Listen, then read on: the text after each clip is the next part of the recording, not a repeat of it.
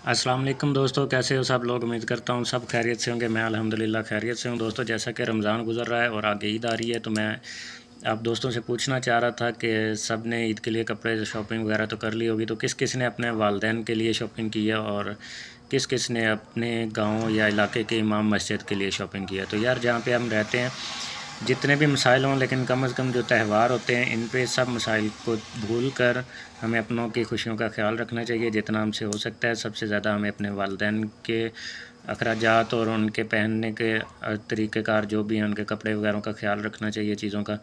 तो मैंने अपने वालिदैन के कपड़े ख़रीद लिए हैं और अल्हम्दुलिल्लाह मैंने इमाम मस्जिद के भी ख़रीद लिए हैं।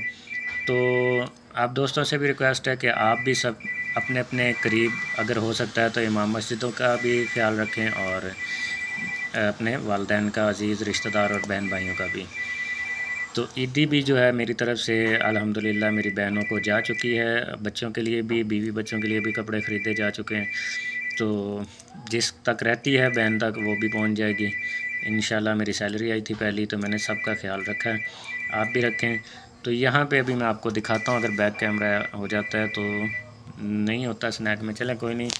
मैं अभी सऊदी अरेबिया पहुँच चुका हूँ और ये मैं इस वक्त अपना काम कर रहा हूँ। लैपटॉप मेरे पास पड़ा हुआ है, डॉक्यूमेंट बिखरे हुए हैं और यहाँ पे हमारे पास प्रिंटर पड़ा हुआ है, क्योंकि अभी नया नया सेटअप है। तो मेज़ और कुर्सी वगैरह आनी है इंशाल्लाह, जल्द वो भी आ जाएगी। अपना ख्याल रखिएगा, मुझे दीजिए इजाज़त।